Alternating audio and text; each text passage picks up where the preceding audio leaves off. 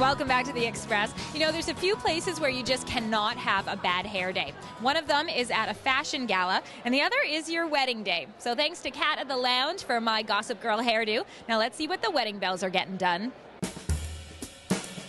Hi, I'm Aubrey. And I'm Sarah. And we are the Wedding Bells. I just got engaged. And I did not. We're on an adventure to plan the big day. Every girl knows that you don't just wash and go on the big day. So Sarah and I headed to Blow Dry Bar for a hairdo rehearsal. There are no scissors here. No cuts, no colors? No cuts, no colors, and you call it the bar. You call it the bar. We never use the S word, salon. Am I supposed to have ideas before I come? Sarah wasn't certain what she wanted, but the girls helped us figure it out. Why don't you just have a little peek through there? Hair menu. Hair menu doesn't sound appetizing, but was very helpful. You just can never quite do your hair as well as someone else can do it. Absolutely not. And I can't do my hair at all. I don't have a lot of hair. And you're wanting... Can you do magic? Who doesn't want long luscious hair? Hello? Hello. I have a flat stomach. God, wasn't you don't? She said that like I don't. Like, how often do brides come and get the consultation? Well, they come once, sometimes twice, but we can usually nail it in the first time.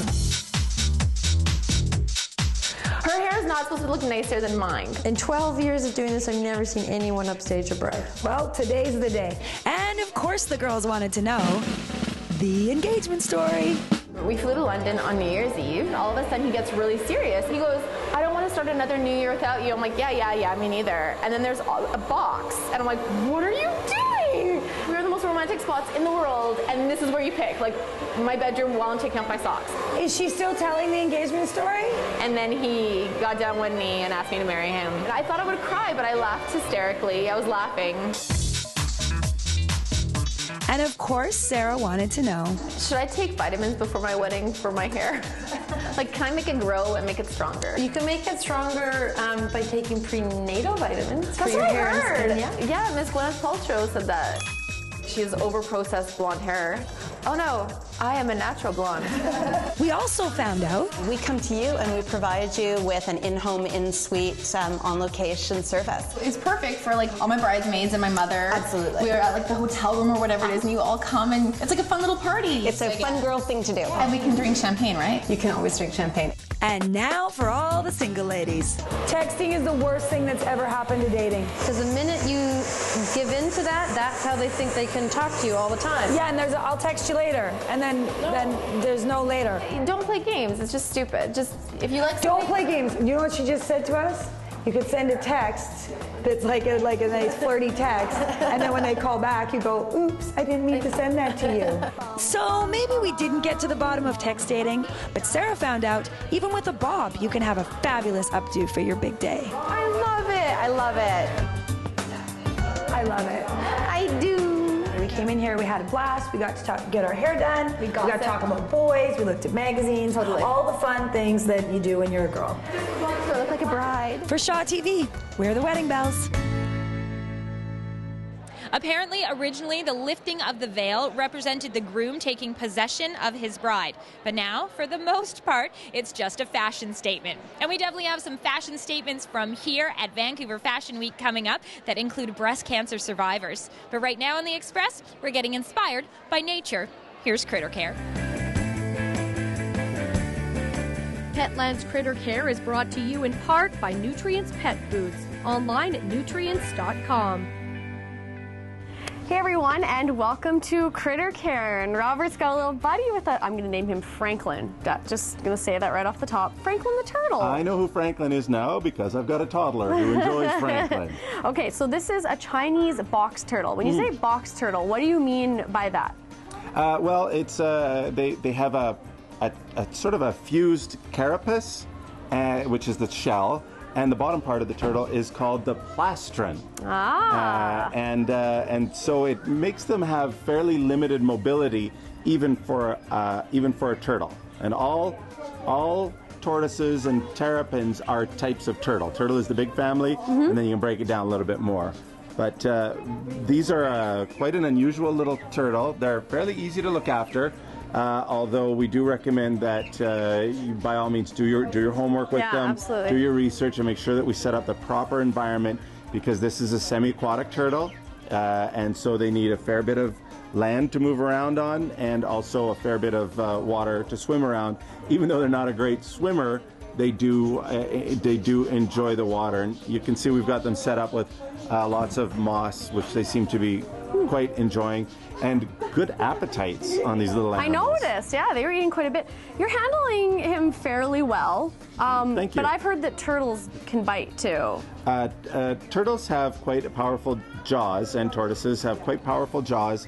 When they're this small, they probably wouldn't bite too hard, but we certainly want to be careful with that, although they are also, certainly capable of being hand-fed. We can hand-feed them quite a bit. I'm not a huge advocate of a lot of handling of them. I'm doing this for television purposes, just so we can have them out. But it doesn't seem to be bothering him too much either. Okay. And long lifespans. There are many kinds of them. Many of them are threatened in our environment. And the more we know about them, the more fascinated we become with them. Okay, awesome. Okay, I'm gonna pet him. Okay. Yeah. Okay. All right. Awesome. Thanks so much for the info, Robert. And we'll see you again next time on Critter Care. Petland's Critter Care is brought to you in part by Nutrients Pet Foods. Online at nutrients.com. Pets play an important role in our lives. Companionship, health, well-being, love. PJAC Canada, helping our industry care for your pets.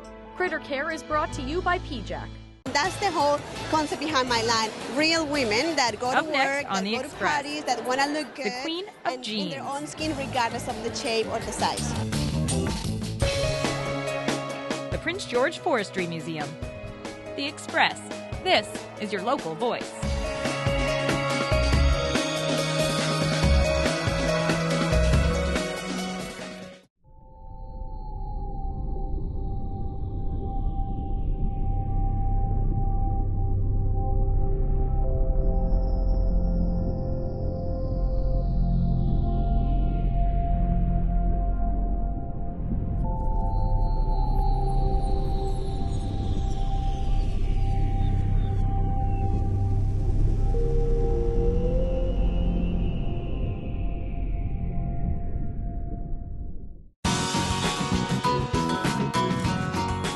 Welcome back to The Express at Vancouver Fashion Week's opening gala. This year for the 10th annual, they have some new looks, and they also have a new focus.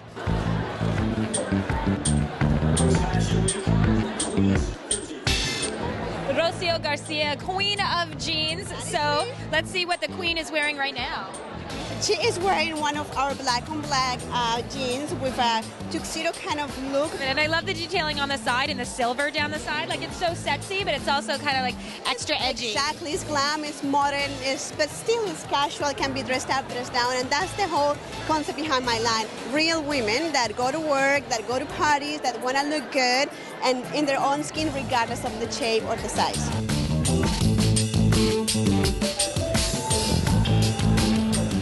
I've done a few fashion shows on behalf of Breast Cancer Foundation and Canadian Cancer Society.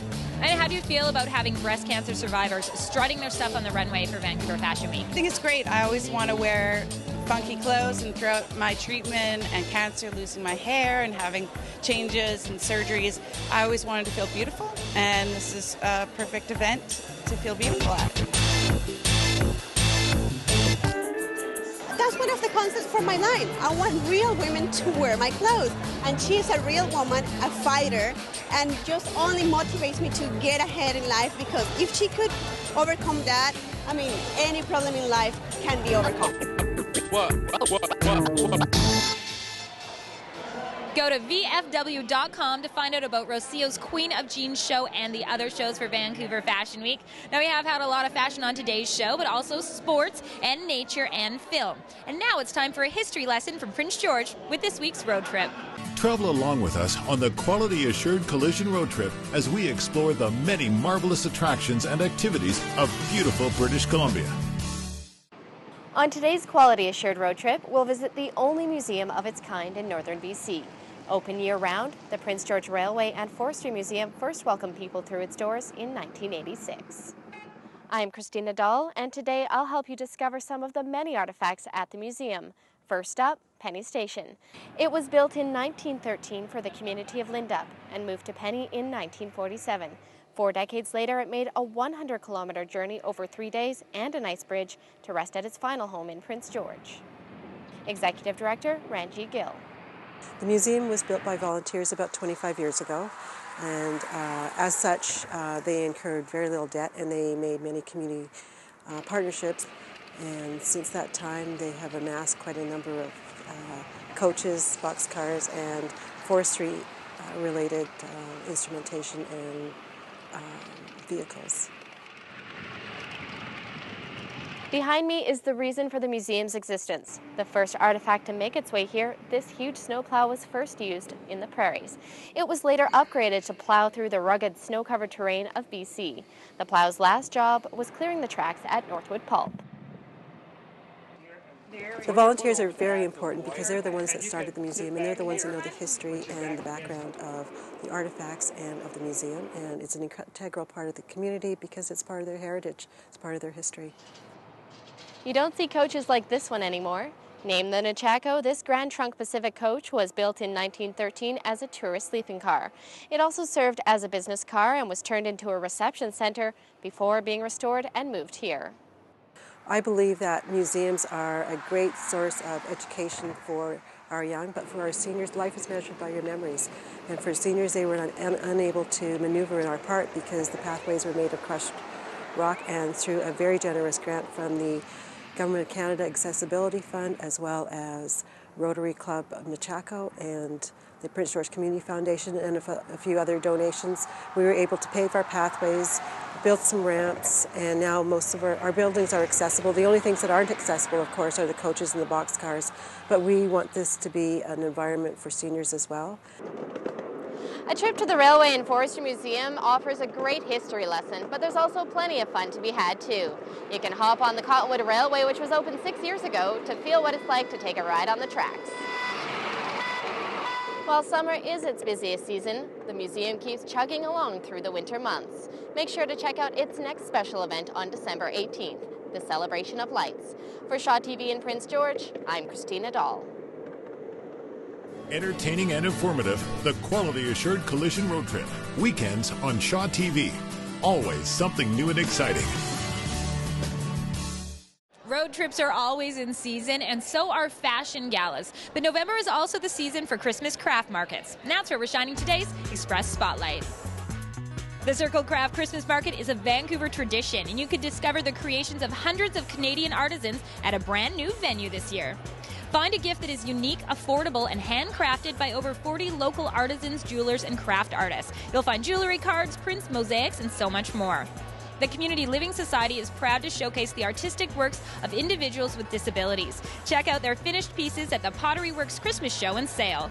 Also remember that Vancouver Fashion Week has shows featuring local and international designers running through to Sunday, November the 7th. Now that's it for today's Express. From the opening gala of Vancouver Fashion Week, I'm Johanna Ward, and on behalf of all of us on the show, thanks so much for watching. We're going to leave you with a look at the first annual Autism Awards, and we'll see you next time. And welcome and bienvenue to the first inaugural International Naturally Autistic People Awards, the first of its kind anywhere in the world.